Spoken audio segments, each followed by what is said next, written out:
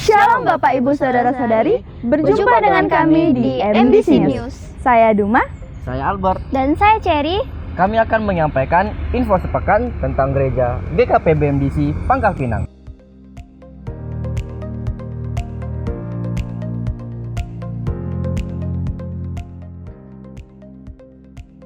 Mari mengingat kembali pengorbanan Tuhan Yesus di kayu salib dengan mengikuti ibadah Jumat Agung yang dilaksanakan pada tanggal 18 April 2025 yang diadakan pada jam 17 waktu Indonesia Barat di gereja.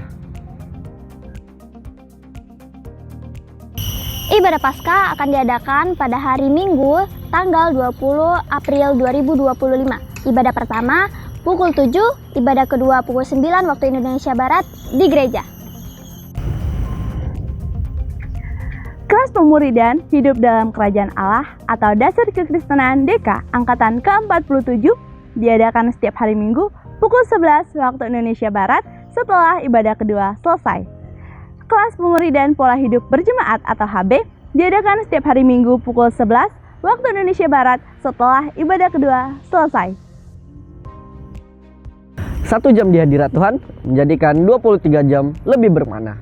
Mari mengalaminya melalui keintiman dengan Tuhan dengan mengikuti doa puasa yang diadakan sampai pada tanggal 18 April 2025 pada hari Senin, Selasa, Rabu, Kamis, dan Sabtu pada jam 5 sampai 6 pagi waktu Indonesia Barat melalui Zoom meeting. Doa Merindukan Jiwa diadakan pada hari Rabu pukul 11 sampai 12 waktu Indonesia Barat di gereja. Bermalam di hadiratnya setiap hari Jumat pukul 19 sampai 20.30 waktu Indonesia Barat di gereja. Kegiatan kesan diadakan setiap hari Selasa, Rabu, Kamis, dan Minggu pada pukul 19 waktu Indonesia Barat. Untuk info lebih lanjut, silakan hubungi ketua kesan masing-masing. Bagi Bapak Ibu Saudara-saudari yang akan memberikan persembahan umum, persembahan persepuluhan, persembahan misi, serta persembahan pembangunan, dapat mentransfernya ke rekening yang tertera di layar.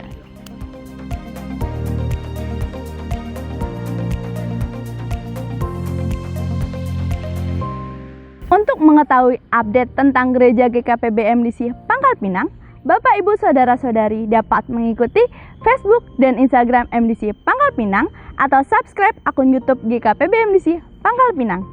Demikian info sepekan, sampai jumpa minggu depan. Tuhan Yesus memberkati.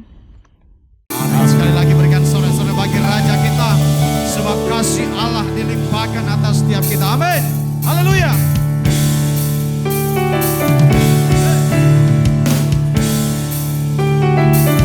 Biarlah kita menari dan bersukacita di hadapan Tuhan atas kasih-Nya yang melimpah.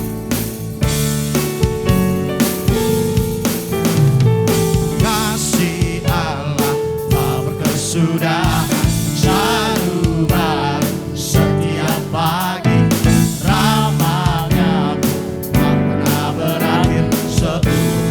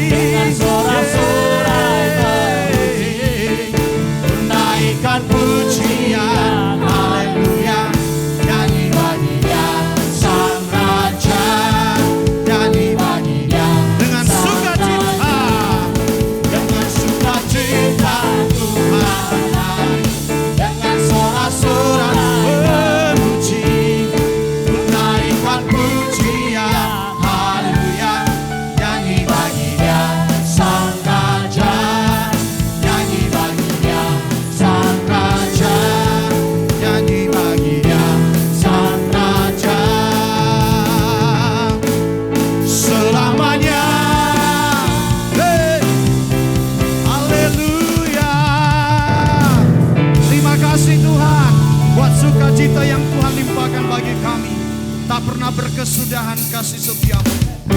Selalu baru rahmat-Mu bagi kami. Apa yang tidak pernah kami lihat, Tuhan nyatakan bagi setiap kami anak-anak-Mu. Hey!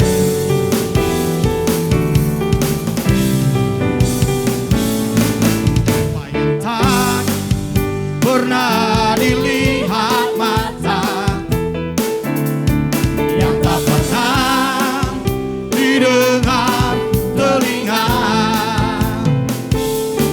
yang tak pernah timbul di dalam hati, semua disediakannya bagi yang mengasihi Dia. Apa yang tak pernah dilihat mata, yang tak pernah didengar telinga, yang tak pernah timbul di dalam hati, semua disediakannya bagi yang mengasihi Dia. Hey! Allah sanggup melakukan segala perkara, dulu, sekarang, dan selamanya. Kasih-Nya tidak berubah. Allah sanggup melakukan segala perkara, dulu, sekarang, dan selamanya. Kuasa-Nya tak berubah. Amin. Hey! Apa yang tak pernah dilihat mata, yang tak pernah didengar telinga, amin, yang tak pernah timbul di dalam hati, semua disediakannya bagi yang mengasihi Dia. Hey! Allah sanggup melakukan segala perkara, dulu, sekarang, dan selamanya. Kasih-Nya tidak berubah.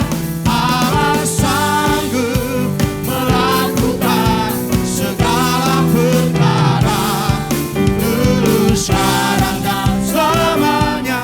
Kuasa-Nya tak berubah. Hey! Allah sanggup melakukan segala perkara, dulu, sekarang, dan selamanya. Kasih-Nya tidak berubah. Allah sanggup melakukan segala perkara, dulu, sekarang, dan selamanya. Kuasa-Nya tak berubah, dulu, sekarang, dan selamanya. Dulu, sekarang, dan selamanya.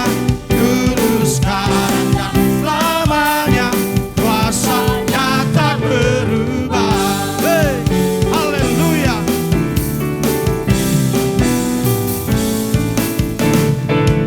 Haleluya. Terima kasih Tuhan, tak pernah berkesudahan berkat-Mu dalam hidup kami. Setiap hari Tuhan nyatakan, dan tiada pernah tertunda senantiasa. Haleluya. Yeay.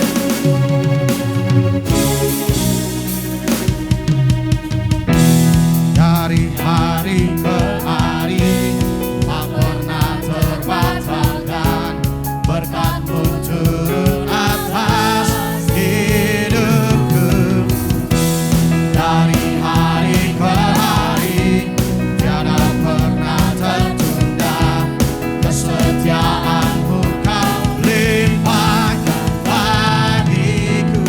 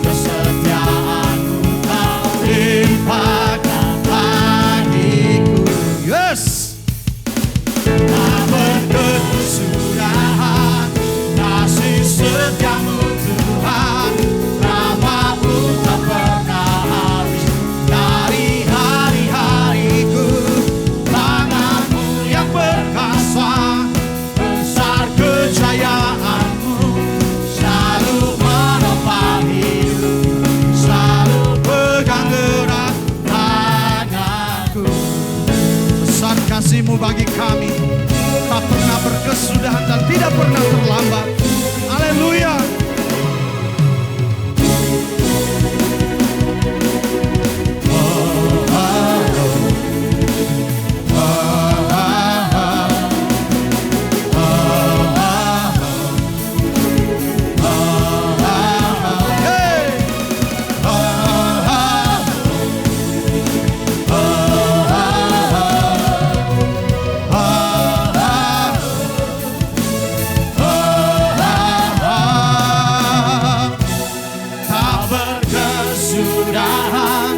Kasih setiamu Tuhan, rahmat-Mu tak pernah habis dari hari-hariku.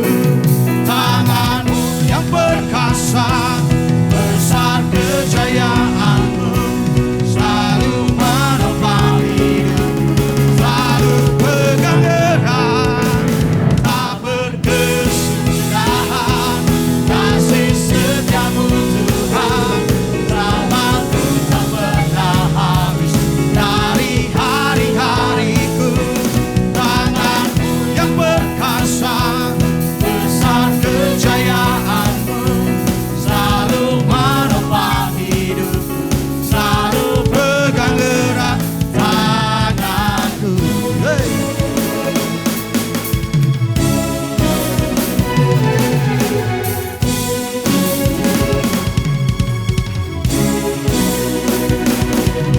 Haleluya.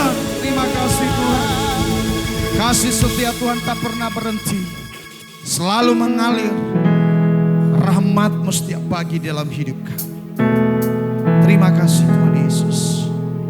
Jemaat Tuhan dipersilakan duduk kembali. Biarlah kasih Tuhan yang senantiasa mempesona hidup kita, kasih-Nya yang memulihkan, membawa kita lebih dekat dengan Dia. Terima kasih Tuhan Yesus. Haleluya.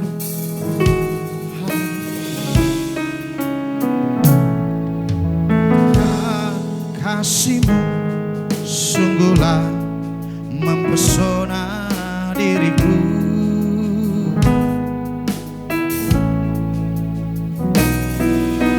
Tuhan, kuasa-Mu sungguhlah menggetarkan hatiku. Kasih-Mu ya Tuhan,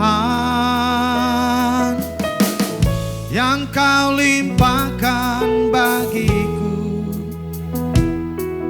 lebih dari yang ku perlu. Kau sediakan bagiku.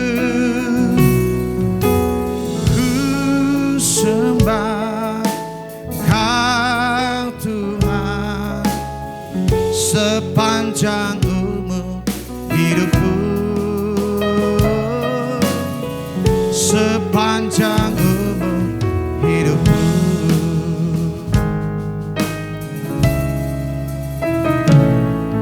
Tuhan, kasih-Mu sungguhlah mempesona diriku.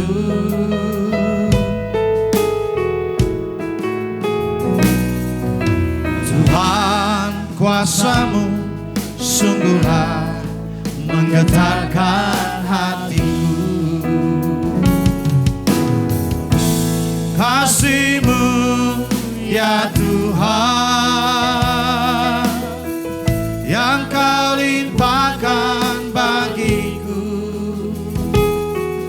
lebih dari yang ku perlu. Kau sediakan bagiku. Ku sembah Kau Tuhan sepanjang umur hidupku, sepanjang umur hidupku. Kasih-Mu ya Tuhan, yang Kau limpahkan bagiku, lebih dari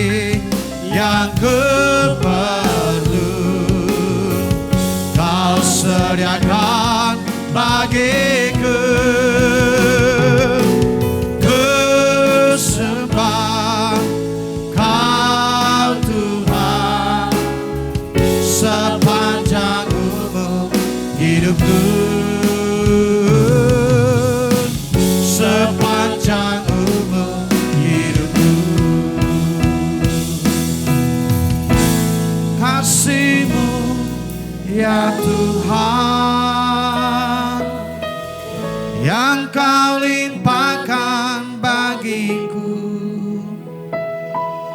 lebih dari yang ku perlu. Kau sediakan bagiku.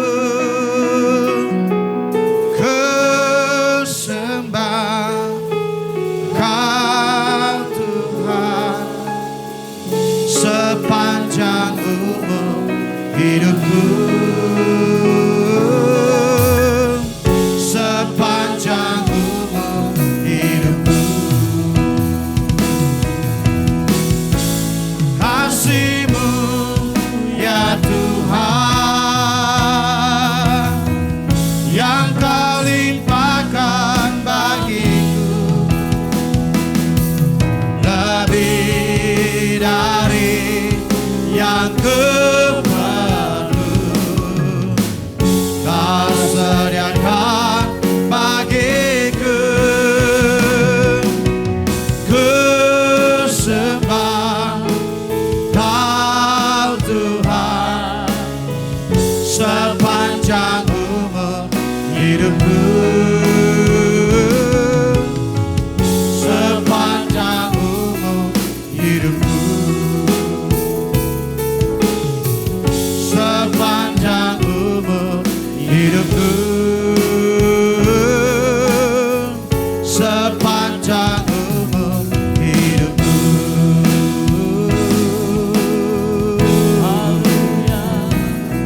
Haleluya.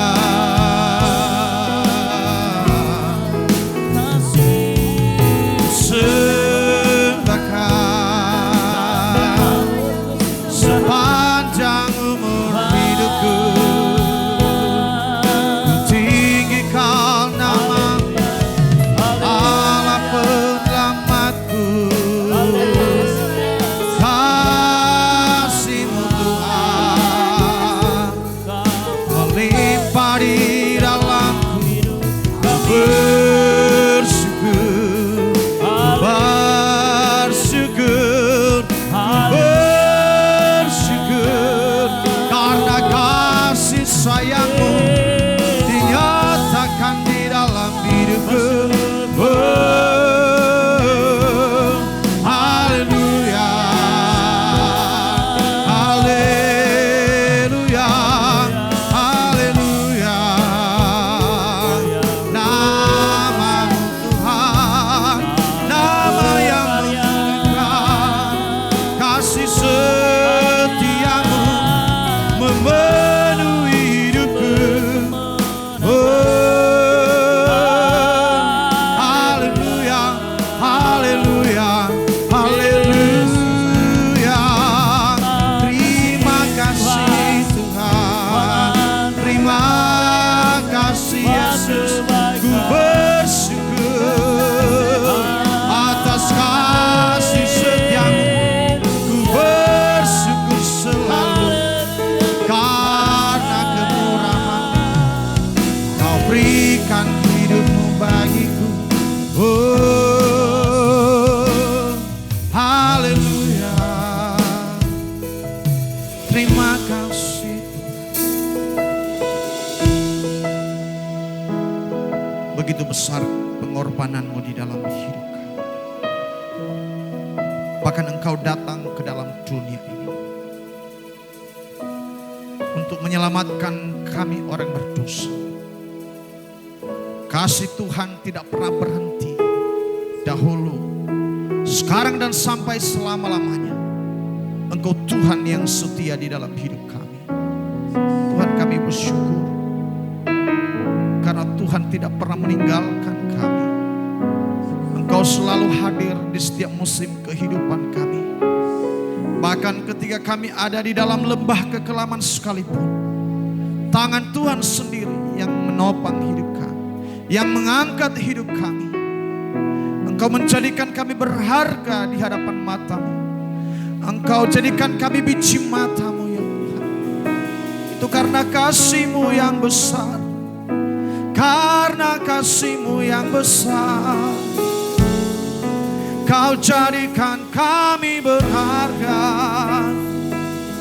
Karena Kau Tuhan yang setia, Yesus, kami bersyukur. Kami bersyukur selalu atas pengorbanan-Mu, atas anugerah-Mu yang besar.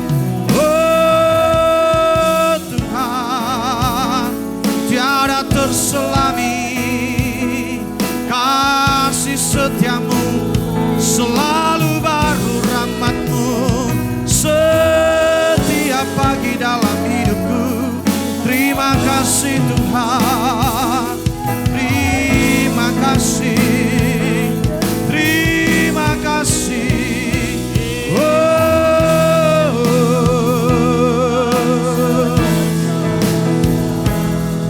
Haleluya, haleluya.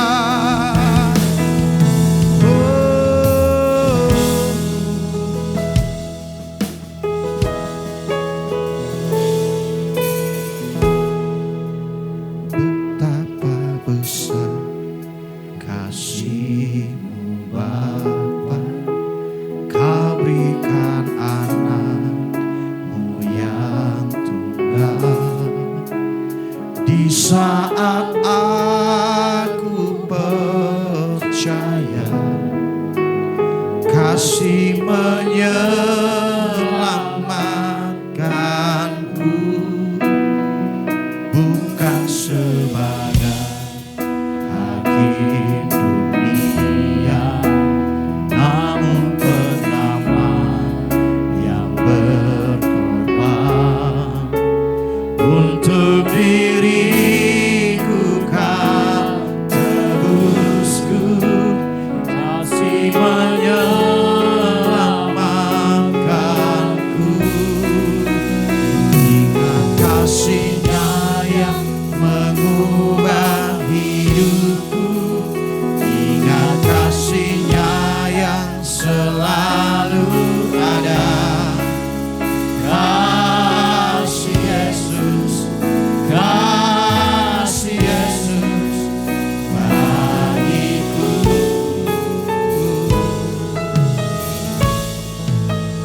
Ingat bilur-Nya yang sembuhkan lukaku, ingat salib-Nya yang menebus aku.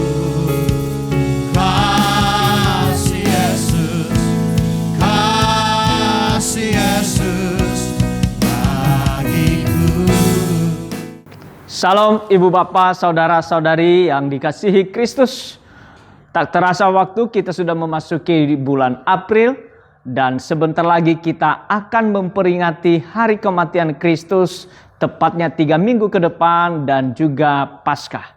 Bapak Ibu yang saya kasihi di dalam Kristus, tema di sepanjang bulan April ini Unfailing Love, kasih yang tak pernah gagal, di mana Tuhan tidak pernah gagal untuk mengasihi kita. Salah satu lagu rohani yang sangat populer dan yang sering dinyanyikan oleh anak-anak dalam ibadah mereka adalah lagu dengan syair seperti berikut. Jesus love me, this I know mother may teaches me. Syair lagu ini bersumber puisi yang dimuat dalam buku novel tulisan Susan Warner yang berjudul Say and Seal. Dalam buku yang diterbitkan pada tahun 1860 itu, dikisahkan tentang seorang bocah kecil bernama Johnny yang menderita sakit dan sedang mendekati hari-hari terakhir dari hidupnya di dunia. Suatu hari John Linden, salah seorang pembina pelayanan anak-anak atau yang lazim disebut sebagai sekolah minggu, datang mengunjungi Johnny. Bocah yang sudah dalam keadaan kritis tersebut meminta agar pembina sekolah minggu itu menyanyikan sebuah lagu bagi dirinya. Menuruti permintaan tersebut, sambil memeluk sang bocah, John Linden menyanyikan lagu tadi, Jesus love me, this I know, for the Bible tells me, so little once to him belong they, are weak I but he's strong. Yesus mengasihi aku, itulah yang ku tahu, karena Alkitab memberitahukan kepadaku. Anak-anak kecil adalah miliknya. Mereka lemah, namun dia kuat. Secara sekilas, syair lagu yang dinyanyikan oleh anak-anak di gereja di seluruh dunia ini nampak sepertinya sederhana saja.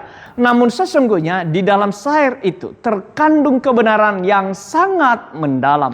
Hal tersebut diakui oleh Karl Barth, seorang teolog dari Swiss yang berkarya di Jerman dan yang sangat terkenal di dunia.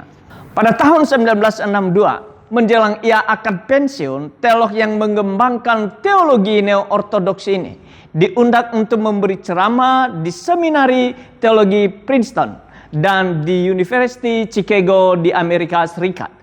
Dalam tanya jawab di sesi terakhir dari seminar yang ia sampaikan di Universitas Chicago, seorang peserta seminar bertanya, Profesor Barth, dari seluruh pengetahuan yang sudah engkau pelajari dan peroleh, dapatkah engkau merumuskannya menjadi satu kalimat? Apabila ya, apa kalimat yang merupakan inti dari seluruh pengetahuan yang engkau miliki tersebut? Menjawab pertanyaan itu, Karl Barth berkata, yes, I can. In the word of a song I learned at my mother's knee. Jesus loves me, this I know, for the Bible tells me so. Ya, aku dapat. Kesimpulan dari seluruh pengetahuan yang aku miliki adalah lirik lagu yang aku pelajari di pangkuan ibuku. Yesus mengasihi aku, itulah yang ku tahu, karena Alkitab memberitahukannya kepadaku. Memang tidak sebuah pandangan teologi Karl Barth disetujui oleh semua orang. Namun apa yang ia katakan tadi sangatlah penting. Sebagai seorang teolog yang sangat berpengaruh, apa yang ia katakan tentang inti dari seluruh pengetahuan teologi yang ia miliki tadi sangatlah menggugah. Pernyataan Karl Barth, seluruh pengetahuan teologi yang pernah ia pelajari tersimpulkan dalam syair lagu yang dinyanyikan oleh anak-anak, yaitu bahwa Yesus mengasihi dia karena Alkitab mengatakannya sangatlah tepat. Itulah inti dari iman Kristen. Kasih Kristus ini antara lain terungkap dalam tindakan yang Yesus lakukan ketika ia membangkitkan Lazarus dari kematian, yaitu sebagaimana yang dicatat di dalam Yohanes 11 ayat 1 sampai dengan ayat 44. Peristiwa mujizat yang Yesus lakukan dan tentunya sangat terkenal ini bukan hanya menunjukkan kuasa Kristus yang tidak terbatas, namun juga mengungkapkan kasih-Nya yang melampaui segala keadaan kasih yang terungkap dua ayat, yaitu 32 dan 36.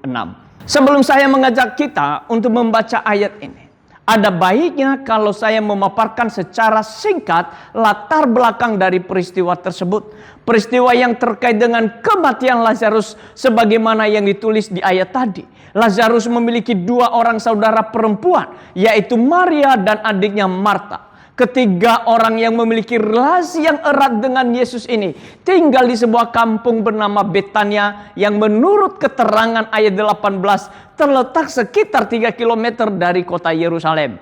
Suatu ketika Lazarus jatuh sakit dan kedua orang saudaranya mengirim kabar kepada Yesus tentang hal tersebut. Dengan menilik ayat 21 dan ayat 32, kita dapat mengambil kesimpulan bahwa Maria dan Marta menyampaikan berita tentang sakitnya Lazarus ini adalah karena mereka percaya bahwa Yesus sanggup menyembuhkan saudara mereka tersebut.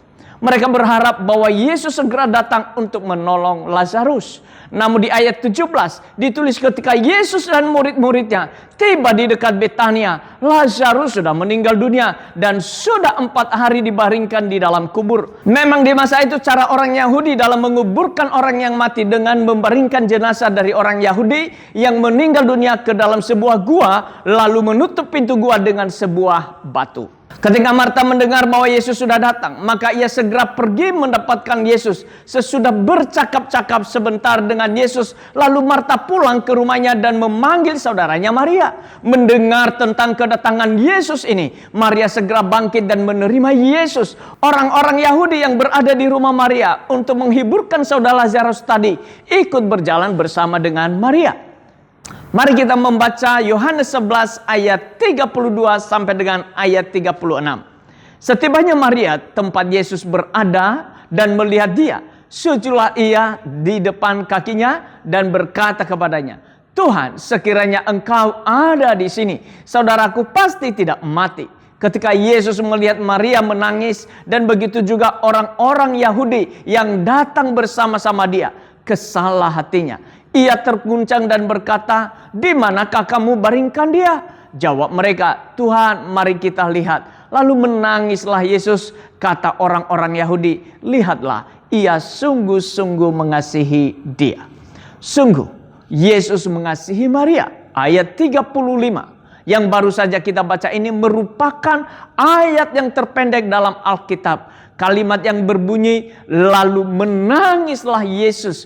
Suatu kalimat yang sangat menarik dan sangat penting karena dalam kalimat tersebut terungkap tentang pribadi Yesus yang sesungguhnya. Perlu diketahui bahwa dalam Alkitab 3 kali dicatat Yesus menangis. Terdapat di dalam Yohanes 11 ayat 35, Lukas 19 ayat 41, dan Ibrani 5 ayat 7 sampai 9. Masing-masing dalam peristiwa yang berbeda dan dengan alasan yang berbeda pula. Namun kesemuanya terjadi di hari-hari menjelang Yesus akan mengorbankan dirinya di atas kayu salib. Bila Lukas 19 ayat 41 terjadi ketika Yesus menangisi Yerusalem sebelum ia membersihkan bait Allah dari para pedagang, dan Ibrani 57 ayat 9 terjadi ketika Yesus berdoa di Taman Getsemani. Maka sebagaimana yang telah kita lihat dalam Yohanes 11 ayat 35 terjadi sebelum Yesus membangkitkan Lazarus dari kematian. Mengapa Yesus menangis seperti yang dicatat dalam Yohanes 11 ayat 35 tadi? Dengan menilik ayat-ayat yang sebelumnya dan ayat sesudahnya, kita dapat menyimpulkan Yesus menangis bukan karena berputus asa. Sekali lagi, Yesus menangis pertama bukan karena berputus asa. Hal ini yang membedakan tangisan Maria dan orang-orang Yahudi yang menyertai Maria dengan tangisan Yesus. Maria menangis karena merasa sedih karena Lazarus saudaranya telah meninggal dunia, sehingga bagi Maria tidak ada lagi harapan untuk melihat Lazarus mengalami kesembuhan. Hal tersebut tercermin di dalam kalimat yang ia ucapkan kepada Yesus, yaitu yang dicatat di ayat 32. Tuhan, sekiranya engkau ada di sini, saudaraku pasti tidak mati. Dalam kalimat tersebut tersirat pandangan Maria sudah tidak ada harapan bagi Lazarus untuk mengalami kesembuhan. Artinya di samping Maria sedih karena berpisah dengan Lazarus karena kematian saudaranya, Maria juga beranggapan bahwa tidak ada lagi harapan bagi dirinya untuk bertemu kembali dengan Lazarus di dunia dalam keadaan yang hidup. Memang salah satu alasan mengapa orang menangis karena merasa kehilangan pengharapan. Hal tersebut seringkali kita lihat dalam ibadah penghiburan, khusus saat penutupan peti jenazah. Di saat itu keluarga yang berduka akan menangis dengan sedih. Tangisan yang antara lain disebabkan oleh kesadaran bahwa ditutupnya peti jenazah tersebut, maka mereka tidak akan dapat melihat lagi wajah orang yang telah meninggal dunia itu. Sebagai jalan keluar dari keadaan ini, maka di masa sekarang tutup peti jenazah dirancang sedemikian rupa sehingga dapat dibuka sebagian. Dengan demikian diharapkan perasaan sedih dari keluarga dapat sedikit dikurangi. Namun perlu dipahami, jika dalam Yohanes 11 ayat 35 tadi ditulis, lalu menangislah Yesus, hal itu bukanlah karena Yesus berputus asa. Keputusasaan karena Lazarus meninggal di dunia, bukan. Karena sebagaimana yang ditulis di ayat 23, Yesus mengetahui sebentar lagi bahwa Lazarus akan bangkit dari kematian, yaitu karena ia membangkitkannya. Yesus mengetahui dengan kuasanya yang tidak terbatas, ia sanggup melakukan mujizat yang melampaui akal manusia untuk mencernanya. Sesungguhnya tidak ada kata mustahil atau kata terlambat bagi Tuhan. Kalau demikian, lalu mengapa Yesus menangis? Bagian yang kedua adalah karena kasihnya terhadap orang yang menderita. Dengan kata lain, Yesus memahami keterbatasan manusia yang ada kalanya di dalam penderitaan mereka berputus asa. Itulah sebabnya ketika ia melihat Maria berputus asa, Yesus tidak menegur Maria dengan berkata, "Mengapa engkau berputus asa? Jangan sedih. Tidakkah engkau tahu bahwa aku sanggup membangkitkan Lazarus saudaramu itu dari kematian? Ayo sekarang berhentilah menangis." Tidak, Yesus tidak berkata seperti itu. Ia mengerti keterbatasan manusia yang menderita. Pemahaman Yesus tersebut terlihat di ayat 33. Di ayat itu tertulis ketika Yesus melihat Maria menangis dan begitu juga orang-orang Yahudi yang datang bersama-sama dia. Kesalah hatinya, ia terguncang. Perhatikan, kesalah hatinya, ia terguncang. Dalam Alkitab bahasa Inggris, kesalah hatinya, ia terguncang ini diterjemahkan sebagai berikut. He was deeply moved in his spirit and greatly troubled. Kalimat yang artinya adalah ia sangat tergerak hatinya dan sangat sedih. Dengan kata lain, ketika Yesus melihat Maria bersedih hati, ia ikut merasakannya dan hatinya pun tergerak oleh kesedihan tersebut. Ingatlah tentang hal itu ketika saudara merasa bersedih hati di dalam penderitaan. Yesus tidak melihat saudara dengan hati yang tanpa perasaan.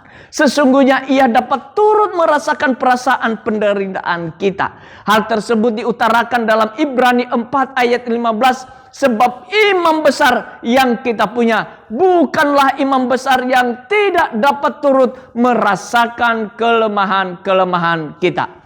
Artinya sang imam besar kita, yaitu Yesus Kristus, dapat ikut merasakan apa yang kita rasakan.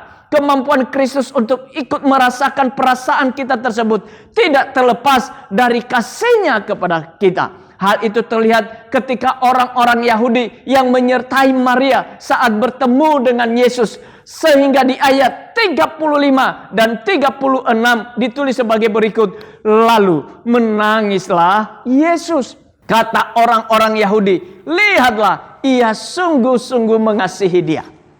Bukan hanya orang-orang yang berada di sekitar Maria saja yang mengetahui bahwa Yesus mengasihi Maria, sehingga ia ikut merasakan penderitaan Maria dan karena itu ia menangis. Yohanes 11 ayat 5 juga mengungkapkan hal tersebut. Di ayat tersebut ditulis sebagai berikut. Yesus mengasihi Marta dan saudaranya serta Lazarus.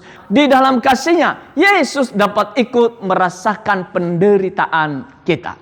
Hal tersebut pernah saya kemukakan pada seorang anak remaja beberapa waktu yang lalu. Seorang anak remaja yang sedang bertumbuh dewasa yang sangat pendiam. Jarang sekali saya mendengar kata-kata keluar dari mulutnya, kecuali ada hal yang ditanya dan ia menjawab seadanya. Memang anak ini adalah seorang yang mengalami kehilangan figur seorang ayah. Oleh karena sejak kecil telah ditinggal oleh papanya karena berpisah dengan mamanya. Kemudian ibunya kembali menikah dan ayah tirinya sangat kasar dan memukul ibunya. Sehingga anak laki-laki remaja yang sedang bertumbuh ini suka menjaga jarak dengan laki-laki dewasa. Ketika saya mendekati anak ini dan berbicara dengannya, ia hanya terdiam saja dan kemudian saya berkata kepadanya bahwa ada satu pribadi yang mengasihimu, yaitu Yesus Kristus.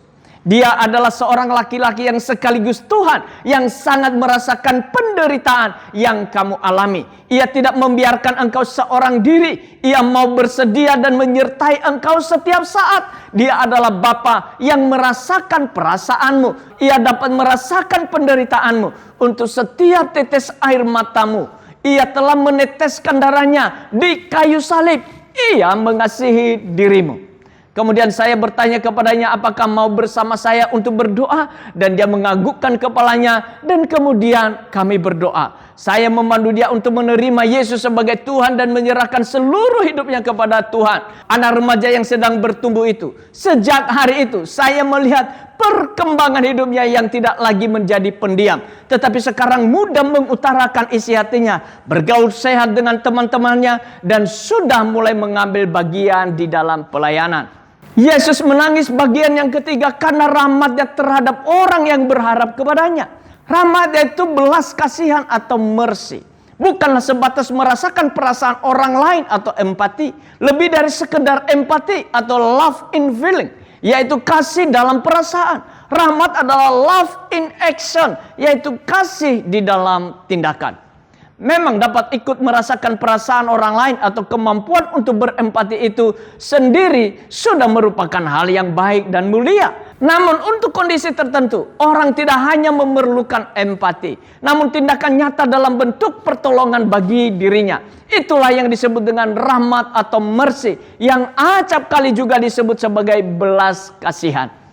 Kasih dalam bentuk tindakan seperti itulah yang dilakukan oleh Early Dixon kepada istrinya Josephine. Belum lama mereka menikah. Dion seorang pegawai perusahaan Johnson & Johnson, sebuah perusahaan farmasi yang antara lain memproduksi sabun, bedak, dan perban di New Jersey, Amerika Serikat, mendapat bahwa jari istrinya sering terluka ketika ia memasak atau membereskan rumah. Sedangkan memasang perban pada jari yang terluka tanpa bantuan orang lain tentu bukanlah hal yang mudah. Karena kasihnya kepada istrinya, Early Dixon berupaya mencari jalan keluar. Untuk itu ia mengambil plester dan mengguntingnya sepotong lalu menaruhnya di atas meja. Selanjutnya ia membuat bantalan-bantalan kecil dari kain kasah, kemudian menempelkannya secara berderet pada plester tersebut. Sesudah itu ia menutup bantalan-bantalan kain kasah tadi dengan kain keras atau crinoline. Sekarang bila Josephine terluka, ia cukup mengambil plester yang sudah ditempel dengan bantalan-bantalan kecil kain kasah tadi, mengguntingnya sepotong, melepas kain keras yang menjadi penutupnya, dan menempelkannya sendiri plester berkain kasah tadi pada jarinya yang terluka. Sangat praktis dan ia dapat mengerjakannya sendiri tanpa bantuan orang lain. Mendengar penemuan dari Early Dixon tadi, perusahaan Johnson & Johnson tempat ia bekerja sangat tertarik. Alhasil pada tahun 1924 dengan seizin Early Dixon, perusahaan Johnson & Johnson memproduksi plester tadi secara massal dan memasarkannya secara luas dengan merek Band-It. Seiring dengan semakin populernya plester Band-It ini, akhirnya Dixon dipromosikan menjadi wakil direktur utama dari Johnson & Johnson. Sekarang setiap tahun perusahaan Johnson & Johnson memproduksi tidak kurang dari 42 juta lembar plester Band-It atau kalau di Indonesia Tensoplast. Entah berapa besar keuntungan yang diperoleh dari produksi ini saja. Produk yang merupakan wujud dari kasih dalam tindakan atau mercy, yaitu rahmat yang ditunjukkan oleh Dixon terhadap istrinya. Kasih dalam tindakan seperti itu pula lah yang ditunjukkan oleh Yesus terhadap Maria maupun Lazarus. Sehingga Yesus tak hanya menangis, tetapi seperti yang ditulis di ayat 34, ia bertanya, "Di manakah kamu baringkan dia?" Yang Yesus maksudkan di sini adalah di mana mereka menguburkan Lazarus. Pertanyaan yang tidak hanya karena Yesus sekedar ingin tahu, namun karena ia akan mewujudkan kasihnya dalam tindakan. Sehingga seperti yang ditulis di dalam Yohanes 11 ayat 38 sampai dengan ayat 44, Yesus pun pergi ke tempat di mana Lazarus dikuburkan dan bertindak, yaitu membangkitkan Lazarus dari kematian. Itulah kasih dalam tindakan. Itulah rahmat yang Yesus tunjukkan kepada Maria yang mengharapkan pertolongannya. Kasih Kristus dalam bentuk yang merasakan penderitaan manusia serta bertindak untuk menolong mereka yang mengharapkan pertolongannya ini tetap tersedia bagi kita semua. Itulah detak jantung kasihnya, the heartbeat of love. Itulah inti dari kasih, bahkan inti dari iman kita. Yesus mengasihi kita dengan kasih yang tidak pernah gagal. Kasih tersebut ia wujudkan melalui pengorbanannya di kayu salib. kasih yang menakjubkan, amazing love, dan yang akan kita peringati melalui ibadah Jumat Agung pada tanggal 18 April yang akan datang. Kasih yang disertai dengan kuasanya tidak terbatas, sehingga ia mengalahkan kematian serta hidup untuk selama-lamanya. Kuasa kebangkitannya memberikan jaminan bagi masa depan kita, dan yang akan kita rayakan melalui ibadah Paskah pada tanggal 20 April. Kedua ibadah tersebut, Jumat Agung dan ibadah Paskah, dilaksanakan secara onsite di gedung gereja kita MDC Pangkal Pinang. Mulai minggu depan kita akan mulai Minggu Sengsara Kristus. Minggu Sengsara yang diawali dengan Minggu Palma pada tanggal 13 April dan berlanjut sampai pada Minggu Paskah dengan maksud menyiapkan hati kita untuk mengalami kasih dan kuasa Kristus dalam pengorbanan dan kebangkitannya. Maka doa setiap pagi sejak 10 Maret sampai dengan 18 April akan terus kita lakukan. Jangan lewatkan doa ini yang akan membangun iman saudara dan semakin dekat dengan Kristus. Sekarang dengan berharap kepada Kristus yang dalam kasih-Nya bersedia ikut merasakan perasaan kita dan bertindak mengulurkan pertolongannya kepada kita, mari kita datang kepadanya dengan membawa seluruh kehidupan kita. Mari kita serahkan harapan, beban dan masa depan kita ke dalam tangan-Nya. Sesungguhnya kasih Kristus tidak pernah berubah dan tidak pernah gagal. Di dalam Dia tersedia selalu pengharapan. Mari kita berdoa. Tuhan, kami bersyukur kepadamu, karena oleh anugerah-Mu ya Tuhan, Engkau telah menolong kami untuk membebaskan kami dari segala belenggu dosa yang membawa hidup kami menjadi menderita. Engkau telah turut merasakan penderitaan kami. Dan tidak hanya turut Engkau merasakannya, Engkau juga mampu bertindak untuk membebaskan kami dari segala penderitaan itu. Sehingga hidup kami menjadi hidup yang merdeka, hidup yang penuh dengan kasih Kristus yang membawa kami dari waktu ke waktu mengalami kemenangan. Karena Allah yang hidup itu, yaitu Yesus Kristus, senantiasa menyertai kami. Dimanapun kaki kami melangkah, Engkau ada di depan kami untuk menuntun dan memimpin langkah demi langkah kami. Sehingga hidup kami menjadi hidup yang berkemenangan, hidup yang bermakna, hidup yang bahagia, hidup yang penuh dengan sukacita. Bersama-Mu ya Tuhan, dengan kasih-Mu dan kuasa-Mu, hidup kami tidak menjadi merosot atau level down, namun hidup kami menjadi hidup bahagia, hidup penuh sukacita, hidup bermakna atau level up. Kami berterima kasih untuk semuanya itu ya Tuhan. Pimpin dan tuntun langkah demi langkah kami setiap waktu. Di dalam nama Tuhan Yesus kami bersyukur dan berdoa. Amin. Betapa besar kasih-Mu Bapa, Kau berikan anak-Mu yang tunggal. Di saat aku percaya kasih menyelamatkanku, bukan sebagai hakim dunia, namun pengamat yang berkorban untuk diriku. Kau tebusku, kasih menyelamatkan.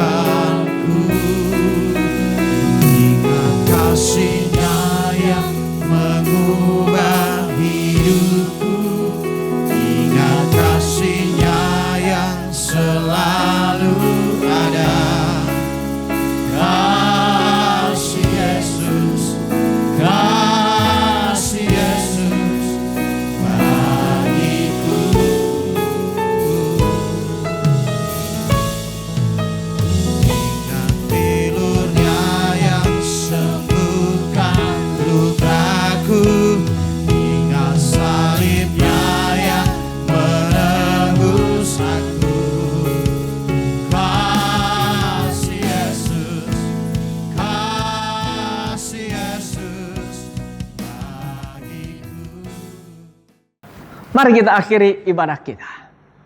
Arahkan seluruh hidupmu kepada Dia. Dan biarlah tanganmu engkau angkat. Allah yang hidup menyertai bahkan memberkati engkau dengan limpah.